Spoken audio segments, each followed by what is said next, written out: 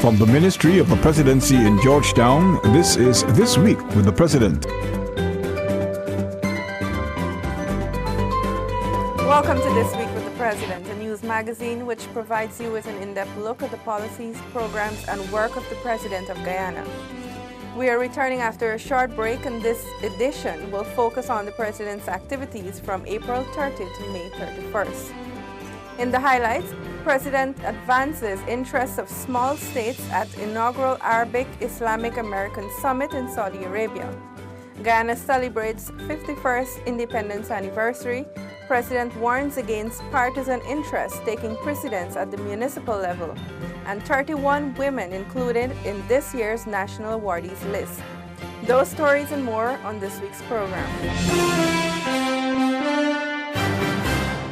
On May 26, 1966, after years of colonial rule followed by political and social upheaval and conflict, Guyana became a free country from British rule. On May 26, 2017, the country ushered in its 51st independence anniversary, celebrating 51 years of hard work, sacrifices, challenges, and successes. As the country celebrates this significant milestone, the President emphasized the need for inclusivity and cohesiveness that is reflective of the diverse peoples in which every social stratum can enjoy equality and ultimately a better quality of life. The Free State that we established on the 26th of May 1966 recognized our commitment to social cohesion through which we learn to accept and respect each other's values and beliefs and to share the common space we all call our homeland. The Free State is one that is free from discrimination. It is one that is built on the basis of respect for cultural diversity, political inclusivity, and social equality. The Free State recognizes our common and complex heritage. It reminds us of Chinese Arrival Day, celebrated on the 12th of January, of Portuguese Arrival Day, celebrated on the 3rd of May, of Indian Arrival Day, celebrated on the 5th of May, of African Emancipation Day, celebrated on the 1st of August, and of Indigenous Heritage Month, observed throughout September. The Free State recommits us to dismantling the divisions of geography, disparities between hinterland and coastland, and between rural and urban communities eventually must be eliminated so that no group feels excluded. The head of state said that the Guyanese society needs to be strengthened in every occupational sector in each geographical region and in each community so that the true significance of independence can be realized. A cohesive state is not a political expedient. It can be realized only by respecting the differences and the diversity of society and by the removal of anger, hatred, ignorance, and poverty. It can be created by mutual respect for each other's cultural and religious differences. Guyana's national tapestry is composed of the variegated threads, culture and ethnicity and faith of our peoples. The national tapestry is stronger because it is weaved from our separate but sturdy strands. It is more resilient because it represents and reflects the talents of different groups. The President noted, too, that independence bequeathed the Guyanese a state through which they became heirs of a magnificent patrimony, and it is against this background that the transitioning into a green state should be seen. The green state is a natural product of our verdant and luxuriant environment. Our ecosystems, our coastland, hinterland, highlands, islands, wetlands, grasslands, lakes, rivers, rainforests, and waterfalls are our birthright. Our biodiversity is the endowment of our ancestors, the patrimony of all Guyanese, and the bequest we hold in trust for posterity. The green state can flourish and can furnish a good life for generations to come by engendering a spirit of shared social responsibility. At midnight on May 25, 1966, the Union Jack, the symbol of British colonial rule for 163 years, was lowered, and the new flag of Guyana, the golden arrowhead, was raised to the top of the mast. Just before the flag-raising ceremony, before a huge crowd, Prime Minister Mr. Forbes Burnham and opposition leader Dr. Cheddi Jagan publicly embraced each other. an iconic moment in the Guyanese history. 51 years later, the scene was of celebration and national pride. At midnight on Thursday, May 25, thousands of Guyanese turned up at the Durban Park to witness the hoisting of the Golden Arrowhead. President David Granger, First Lady Mrs. Sandra Granger, and other members of the First Family received a warm welcome from the crowd, who stood to their feet waving their flags and cheering loudly.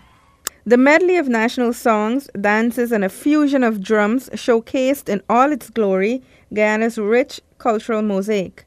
At exactly midnight, the flag, the largest ever created, unfurled atop a 180-foot flagpole, which was the highlight of the evening's proceedings. Another major highlight was the release of this year's national awardees, which includes a record number of 31 women from various fields led by Acting Chancellor of the Judiciary, Madam Yonette Decina Cummings Edwards, who will be receiving the Order of Roraima, and Acting Chief Justice, Madam Alison Roxanne McLean George, will be conferred the Cacique Crown of Honor. As Guyanese congregated to celebrate this milestone, many were pleased that they could have witnessed the grand celebration. Though 74 years old, this Guyanese was out at the Durban Park at midnight, and as the country ushered in a new year of freedom, she had a wish for the people of Guyana. Independence means for me, Yvonne Britton, love, unity, and to work hard to bring Guyana back to feel that Guyanese still wants more love, unity, and understanding to know what is the meaning of independence. For this gentleman, it is a good thing to see Guyanese coming together to celebrate the country's independence. Well, fantastic. I'm pleased to see a lot of people out here this evening to celebrate this big event. We've come a very long way, and I think it's only right for us as a nation to come here and celebrate as one people, one nation, one destiny. I say to everybody, let's unite and make Guyana great. Transparency and accountability is the cornerstone of good governance, but more importantly, it is the prerequisite for economic growth and public confidence in the government which they elect. These values have been two of the top priorities of the President. Since taking office, he has been pushing several systems to ensure that the nation's business is handled with care, with accountability, and in a transparent manner. After consulting with opposition leader Mr. Bart Jagdeo, President Granger appointed retired Justice Winston Patterson as the new ombudsman. The ombudsman serves as a watchdog guarding against abuse or the violation of citizens' rights by public officials and their departments and authorities, and is the public advocate. The Constitution therefore vests the ombudsman with the authority to investigate claims of injustice suffered as a result of maladministration in government. The Constitution states further that the ombudsman may investigate any action taken by any department of government, or by any action taken by any department of government, or by any other authority to which this article applies, or by the President.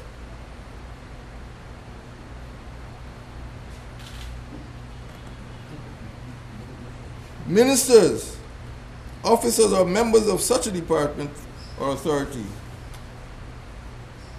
being action taken in exercise of the administration functions of that department or authority. The ombudsman, quite correctly, has been described as a protector and defender of citizens against injustices caused by maladministration. Justice Patterson said that he is honored to have been given the opportunity to once again serve the people of Guyana. Meanwhile, after being out of operation for more than 2 decades, the Guyana Public Service Appellate Tribunal was restored when a 3-member team headed by retired Judge Nandram Kisoon was sworn in by President Granger. Justice Nandram Kisoon, Ms. Abiola Wong Innis, and Mr. Winston Brown were appointed to the Public Service Appellate Tribunal. Justice Roxanne George Wiltshire and Mr. Patrick Yard to the Judicial Service Commission, and Justice Roxanne George Wiltshire and Justice Don Gregory as Justices of the Court of Appeal of Guyana. The President said that his government will continue to respect the authority and dignity of the judiciary and will support the efforts of the Judicial Service Commission in ensuring that vacancies are filled promptly in order to ensure respect for the recommendations for judicial appointments based on objective criteria which have been prescribed. Judicial independence is essential to ensure the integrity of the rule of law. The rule of law requires that everyone should be subject to the law. It prescribes that no one should be above the law. Judicial independence acts to prevent the derogation from the rule of law. Respect for the rule of law is the foundation of a law-based society, one which can be sustained only by an independent judiciary. The government will continue to respect judicial independence. With the appointment of the members to the JSC, the President said that the intention is to insulate judicial appointments from political partisanship and personal and other biases, while also ensuring that its recommendations for appointments of judicial officers are fair and objective. The JSC is a mechanism which ensures that judicial officers will be appointed only on the basis of their competence and their integrity. The JSC is obliged to ensure that its recommendations for appointments of judicial officers flow from this passionate and an objective process, that they are based on clearly defined criteria applied in assessing the appropriateness of appointees.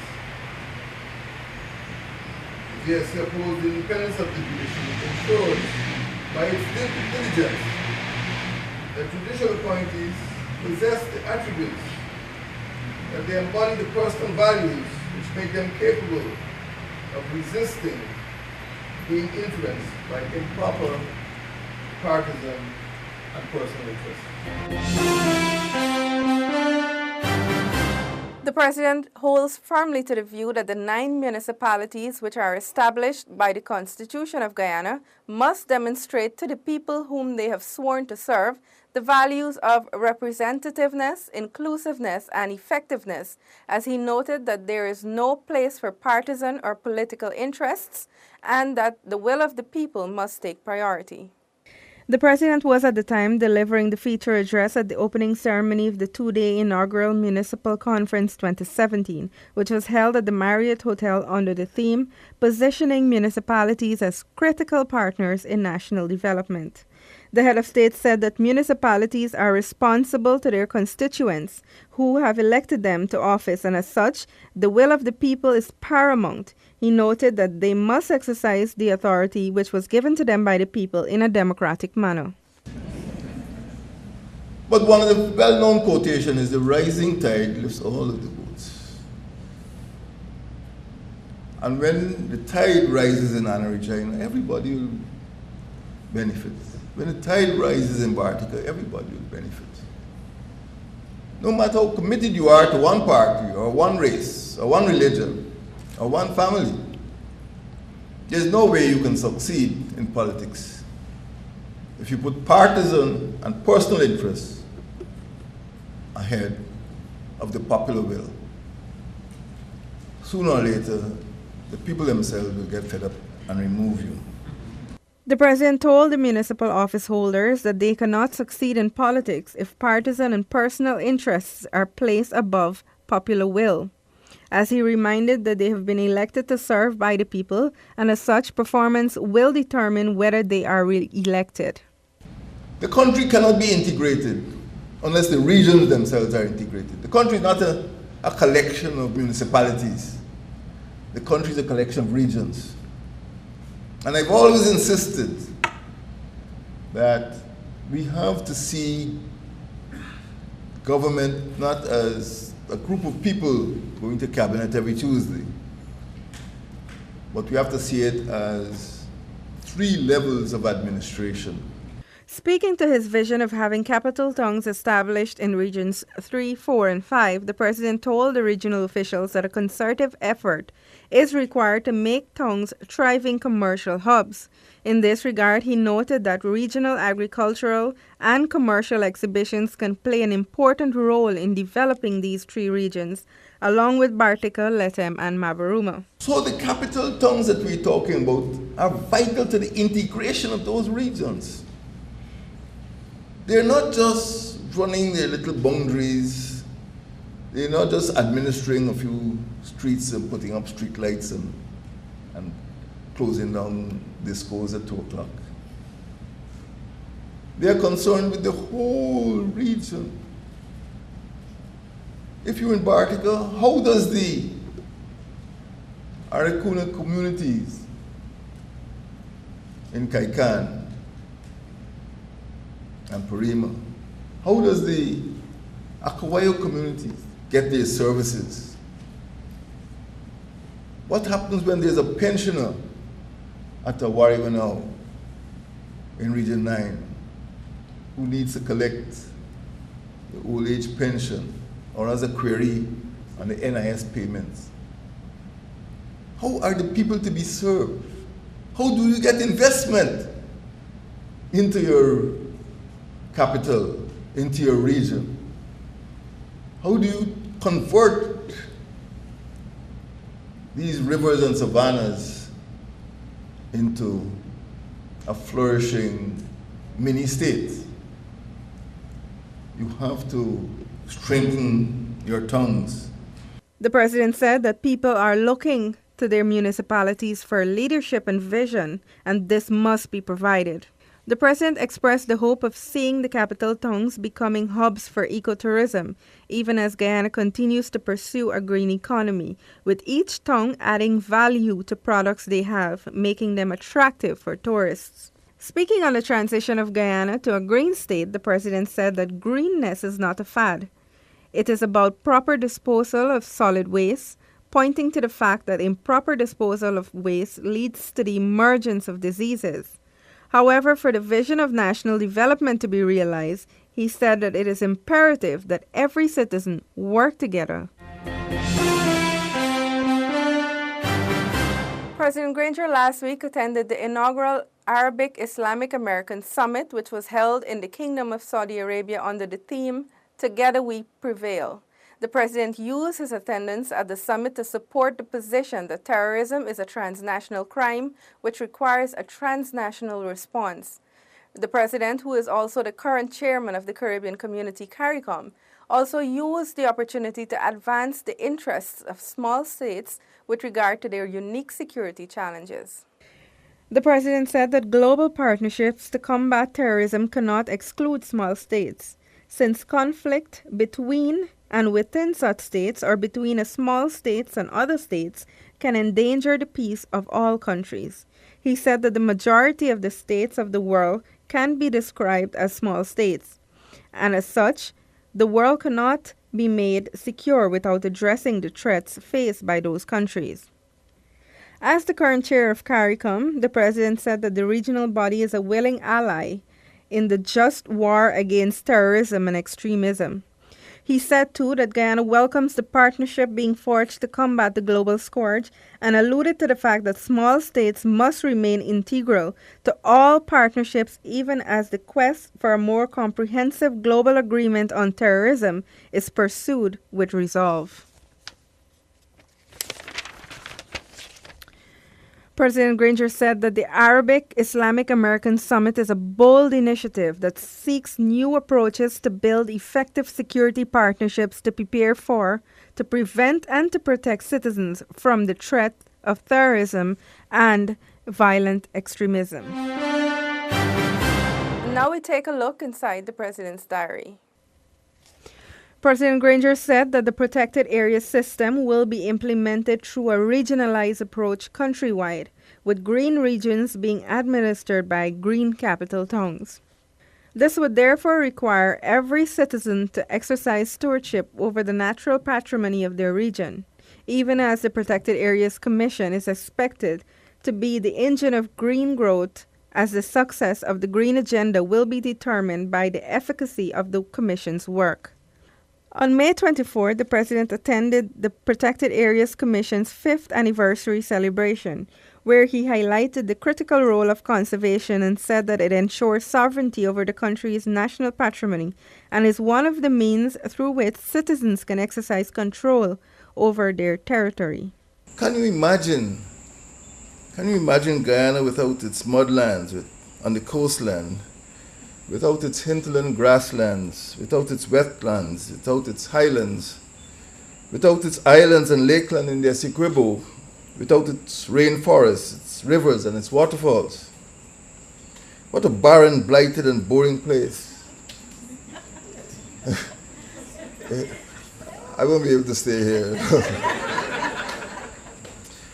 But by the grace of God, we're not a barren country, we're not a blighted country. We're a beautiful country, a blissful country, and a bountiful land.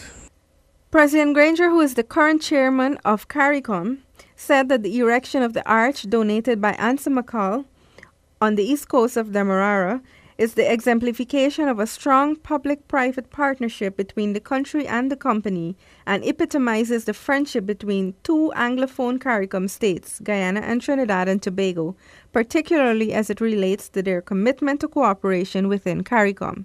This arch also is not an ornament or an object of adoration.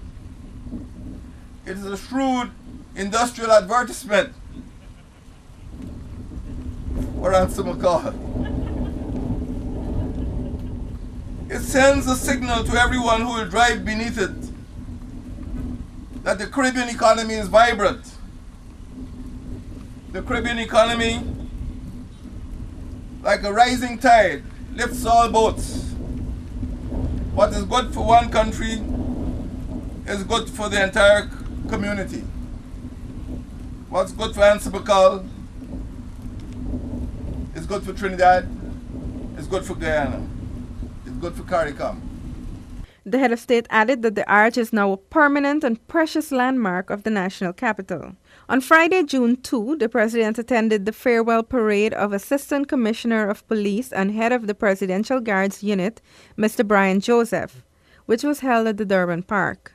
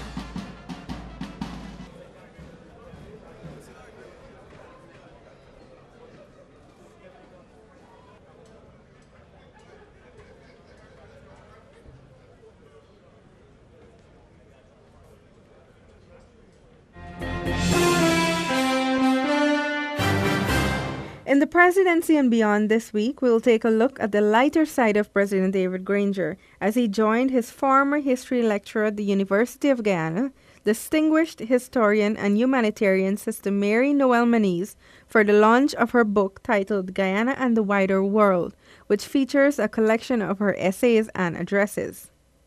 The president said that Sister Maniz was a gifted teacher who used her skills to bring about change at a time when the country was undergoing massive struggles. She was a standard bearer for those values, and those values are not subject to political whim. They're not subject to change of government. They're not subject to change in the regime. And they represent what she would like to feel were eternal values in society. And it is this attitude that she took into her academic career. That career reflected the values that she'd grown up with. She reflected the principles, the standards. And she never changed. And even if she lives to be 187, she's not going to get rid of those values. Those values are her whole life. Her Christianity, her culture. And that is what gave her a passion and her zeal. The president spoke fondly of his interaction with Sister Maniz, describing her as a meticulous and dedicated teacher. And when she ran the orphanage, I remember at one stage she asked me to record the army bugle calls to wake up the boys in the morning. So they got a tape with the reveille and the last post. So I said, I wish I had that Sergeant Major too. But she ran the orphanage along conventional lines. Of course, I don't think she could always cope with the boys, because once she tried to show them the sound of music. And she couldn't understand why the boys didn't like the sound of music. So she asked the boys what they wanted. Action, sister, action! They want action, they want to see Bruce Lee, they want to see blood. But I don't think sister really, she's more conventional. He noted that Sister Maniz's students will never forget her because she helped them to develop their intellectual foundation, and this is quite evident in their accomplishments later in life. Past students include former UG Vice Chancellor Dr. James Rose, former Registrar Dr. David Chandler Bali, former Acting Chancellor of the Judiciary Mr. Carl Singh, former Dean of the School of Education and Humanities Mr. Tota Mangar, UG's first master graduate Dr. Basdeo Mangru, and of course President Granger himself. Sister Maniz, who was born in 1930, is a nun, emeritus professor of history, philanthropist, author and recipient of the country's second highest national award, the Order of Roraima, as well as the Golden Arrowhead of Achievement. She also received an honorary Doctorate of Laws degree from the University of the West Indies. She joined the Religious Sisters of Mercy at the age of 17. And with that, we've come to the end of this week's program. Thank you for joining me. For regular updates on the Ministry of the Presidency, go to our website www.motp.gov.gy. Like our Facebook page, Ministry of the Presidency, and follow us on Twitter and Instagram at MOTP Guyana. Do have a safe and productive rest of the week. Goodbye.